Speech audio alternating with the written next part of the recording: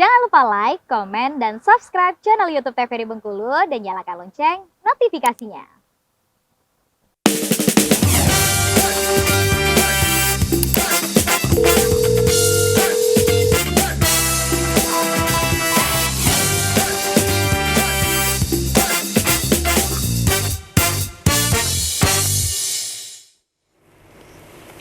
Ya pemirsa, Anda kembali menyaksikan Dokter Kito bersama Kito Sehat. Sebelum kita melanjutkan pembahasan mengenai tema kita hari ini yaitu katarak, pemirsa bisa menelpon langsung di WhatsApp Dokter Kito di 085176764648 selama tayangan ini masih berlangsung secara live.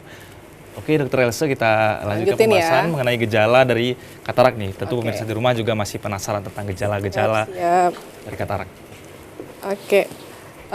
Masih di tanda dan gejala ya. Jadi dia intinya kalau di katarak ini dia yang satu penurunan penglihatan atau penurunan visus, yang membedakannya dengan penurunan visus diakibatkan kacamata, dia sudah ganti-ganti ukuran kacamata tetapi nggak ada yang pas.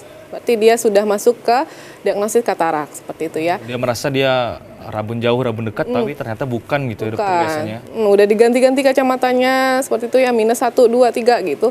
Tetapi ternyata nggak ada perbaikan di penglihatannya. Terus ada lingkaran putih saat memandang sinar, seperti itu ya. Nggak perlu sinar matahari, kayak sinar lampu aja kita udah lihat. Kalau orang yang matanya normal, biasanya titik aja, titik putih aja. Tapi kalau yang udah ada katarak, biasanya ada kayak lingkaran halo seperti ini ya. Di bola matanya, di bagian korneanya atau bagian hitamnya, seperti itu. Terus ada penglihatan ganda, seperti kayak dua gitu ya, melihatnya dua. Terus dia tidak nyaman nih kalau melihat cahaya yang terang. Ya, dia kayak orang kesilauan, terlalu silau. Mungkin untuk orang yang matanya normal dengan intensitas cahaya yang seperti ini udah cukup. Tetapi orang yang katarak merasa itu terlalu silau, jadi dia tidak nyaman seperti itu ya. Oke. Nah, ini ya yang dibilang tadi. Jadi kalau untuk yang mata normal seperti itu ya, kalau ada dia melihat cahaya, dia hanya ada titik satu seperti ini ya. Tanda kalau dia melihat suatu sumber cahaya. Ini adalah mata yang normal. Tetapi kalau mata yang katarak kita suruh melihat suatu sumber cahaya, dia akan terbentuk bulatan putih di tengah-tengahnya ini. Ya, di tengah-tengah bola matanya itu. Ini yang menghalangi penglihatan ya dokter, yang mengganggu penglihatan. Inilah yang namanya kekeruhan lensanya itu. Dia di bagian tengah. Makanya penglihatannya akan terganggu, ya. Lanjut. Nah, ini juga.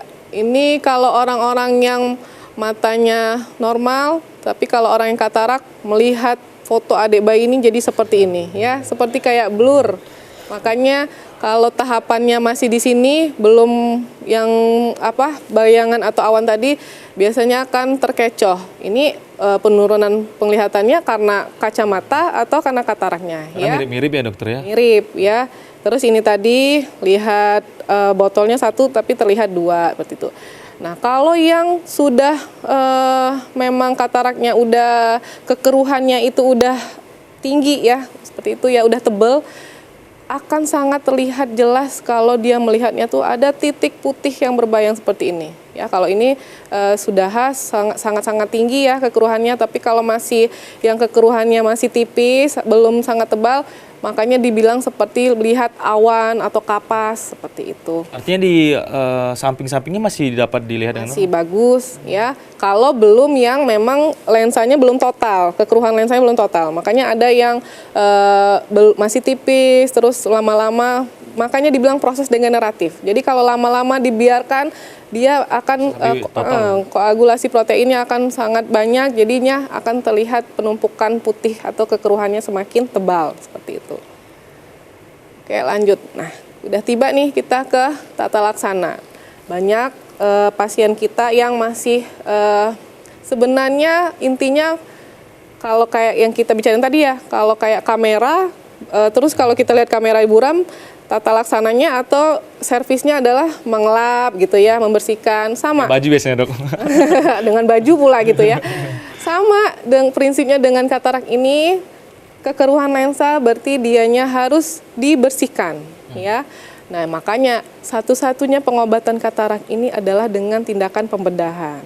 Ya, dengan tindakan pembedahan tentunya yang dilakukan oleh dokter mata. Ya, dokter mata tindakan pembedahannya.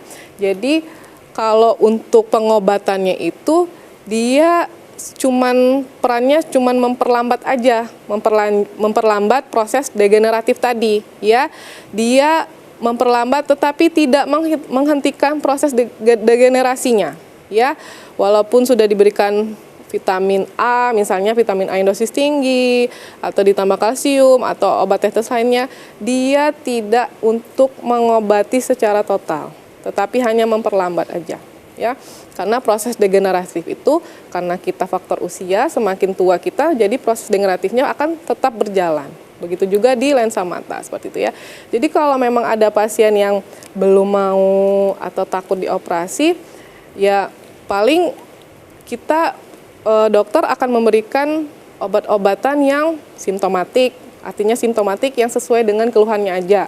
Kalau memang biasanya ada juga yang mengeluhkan matanya gatal atau perih, ya berarti kami memberikan simptomatik. Tetapi pengobatannya sekali lagi bukan untuk mengatasi secara total atau mengobati, ya tidak bisa membalikkan penglihatannya seperti awal. Artinya jalan satu-satunya adalah dengan cara pembedahan, Operasi, operasi, ya. Yang saya infokan di sini, operasi yang dilakukan untuk katarak ini adalah yang pertama, dianya itu biusnya tidak total, jadi biusnya hanya lokal saja. Pasiennya masih sadar penuh, masih bisa diajak berkomunikasi. Ini karena saya punya pengalaman di koas kali ya, di koas polimata seperti itu. Jadi pasiennya itu memang kayak apa ya kalau saya contohnya ya. Misalnya kalau ada orang yang dijahit, nah, kurang lebih seperti itu. Jadi biusnya cuma di bagian yang di matanya aja. Pasiennya masih sadar penuh, pasiennya masih bisa diajak bicara. Dan lagi kalau sekarang pasiennya itu kita sudah metode untuk operasi katarak ini sudah semakin canggih ya. Jadi paginya pasiennya itu dioperasi, sesudah operasi ditunggu sebentar di ruang operasi diobservasi, pulang. Tentunya dengan catatan, banyak catatan ya. Biasanya pasiennya itu tidak boleh mengucek matanya, pasti satu. Yang kedua, pasiennya belum boleh sujud. Ya, belum boleh sujud dulu, belum boleh terlalu banyak menunduk dulu, belum boleh terkena air dulu, seperti itu ya. Baru ditambah dengan obat-obat lain, biasanya obat oralnya, obat minumnya, untuk anti nyerinya, terus obat tetesnya, seperti itu ya, untuk antibiotik tetesnya, seperti itu. Jadi biasanya pasiennya biasanya kan kalau di puskesmas, kami kalau emang udah ada katarak, ya udah kami rujuk ya Bu ya, ke dokter mata. Ibu boleh pilih dokter matanya mau rumah sakit mana. Nanti banyak tuh yang nego, dok saya belum mau operasi nih, saya takut operasi misalnya. Ya, apalagi nggak bius total loh dokter ya. Ya, pasti dokternya akan menjelaskan kenapa tidak mau operasi. Padahal operasinya seperti dijelaskan tadi. Dibilang ringan ya nggak ringan juga ya, yang namanya kan tindakan invasif, apalagi di bagian mata dia bukan yang sangat ringan, enggak, tetapi dia 99% kata dokter mata dia tidak mengancam jiwa. Kalau sudah diperiksa sistematik lainnya ya, penyakit sistematiknya maksudnya sebelum operasi kan biasanya dokter mata akan mengukur atau memeriksa labor, lihat dulu diabetes, lihat dulu hipertensinya, lihat dulu kadar kolesterolnya, lihat dulu penyakit-penyakit yang lain yang sekiranya tidak berhubungan atau tidak memperberat dari tindakan operasi. Kalau semuanya oke, baru operasi akan dijalankan. Seperti itu. Jadi jangan takut lagi untuk operasi katarak. Karena salah satu pengobatan katarak ini adalah operasi. Pengobatan lain cuma memperlambat proses degenerasinya aja. Karena juga operasinya selesai dalam 1 hari ya dokter ya? Iya benar. Nah ya itu informasinya. Oke, mungkin itu dulu dari saya, nanti dilanjutkan oleh Pak Agung. Oke dokter, silakan. Bung Agung. Oke, siap. Silakan. Oke, terima kasih. Baik, terima kasih. Di sini saya akan menyampaikan mengenai, tadi sudah disampaikan oleh dokter. Nah, sekarang faktor risiko katarak, Bang ya. Yang pertama ini faktor risiko yang seseorang bisa terkena penyakit katarak ini salah satunya adalah usia lanjut. Tadi udah sampaikan sebelumnya bersama Dokter Elizabeth tadi bahwasannya tidak memandang usia, akan tetapi lebih beresiko itu adalah usia lanjut. Ya, mulai dari umur 40 sampai dengan umur 60 tahun ke atas. Sebenarnya kalau 40 tahun ini belum usia lanjut ya, ini masih dalam kategori pralansia. Usia lanjut itu dari umur 59 tahun ke atas. Jadi yang pertama usia lanjut yang bisa terkena penyakit faktor risiko penyakit katarak ini. Kedua ada juga disampaikan adalah riwayat keluarga, Bang.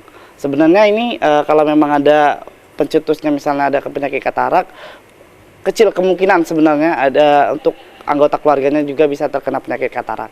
Akan tetapi kalau memang mereka mengubah gaya hidup yang sehat, pola hidup yang sehat, sesuai yang disampaikan oleh Dokter Elsa tadi, bisa kecil kemungkinan juga untuk terhindar dari penyakit katarak. Artinya pola hidup dari individu ini sendiri artinya yang... Iya betul. Tadi kan udah disampaikan ya bahwasannya kalau memang yang kebiasaan kerja outdoor ya paling yang beresiko itu kan yang kerja outdoor kena paparan sinar matahari. Jadi kalau memang seseorang tersebut udah ada faktor riwayat dari keluarganya untuk mengurangi terkenanya penyakit katarak ini harus memakai APD. Tadi udah sampaikan ya, memakai kacamata hitam salah satunya.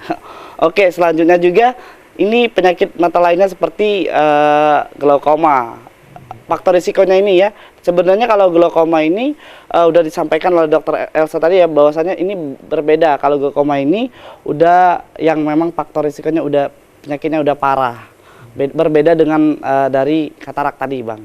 Ya, oke, selanjutnya penggunaan tetes mata secara rutin. Tadi udah disampaikan juga Dokter Elsa tadi bahwasannya kalau memang seseorang tersebut udah ada keluhan misalnya belum yang katarak misalnya penyakit mata udah dikasih resep oleh dokter harus beli obat tetes misalnya. Jadi penggunaannya misalnya sehari 3 kali. Karena udah dianjurkan oleh dokter sehari 3 kali mungkin mereka pemakaiannya secara berlebihan. Udah 3 kali misalnya mereka memakainya lebih dari 3 kali. Terus penggunaannya jangka panjang. Jadi ini bisa beresiko juga, Bang, kalau memang penggunaan obatnya jangka panjang beresiko juga terkena penyakit katarak. Berarti obat yang tujuan untuk menyembuhkan saja bisa menyebabkan kondisinya jadi lebih parah ya? Betul, iya. Oke, selanjutnya ini, nah kebiasaan merokok. Dari segala jenis penyakit memang ya, kebiasaan merokok ini memang faktor dari faktor pemicu juga ya terkena untuk seseorang tersebut berbagai kena penyakit, salah satunya penyakit katarak ini. Selanjutnya paparan sinar ultraviolet. Tadi udah disampaikan ya bahwasannya yang ultraviolet ini yang kerja ke lapangan, yang outdoor ya. Barangkali yang teman-teman dari kerja buruh ya untuk yang sering kena, mungkin Bang Poso juga misalnya ke lapangan gitu ya, siaran gitu ya kan. Jadi untuk mengantisipasi juga bisa memakai APD, Bang. Kalau memang kerjanya sering terkena paparan sinar matahari. Ini salah satu faktor risikonya, Bang. Oke, artinya ketika kita kerja di luar bukan untuk gaya-gayaan harus menggunakan alat-alat yang memang melindungi mata kita sendiri ya, untuk betul. melindungi kesehatan kita sendiri. Ya. Oke, Bang, semakin menarik pembahasan kita dulu. Oke. Berkaitan dengan mata karena memang kalau tidak dijaga kondisinya, kalau tidak apalagi dengan matahari, hampir sebagian besar masyarakat kita tentu kan bekerjanya di luar ruangan, berpaparan langsung dengan matahari, dan tentunya akan mengganggu kesehatan dari mata kalau tidak dijaga dengan baik. Ya pemirsa, kita akan bahas lebih lanjut berkenaan dengan tema kita hari ini yaitu katarak, tetap di Dokter Kito bersama Kito Sehat.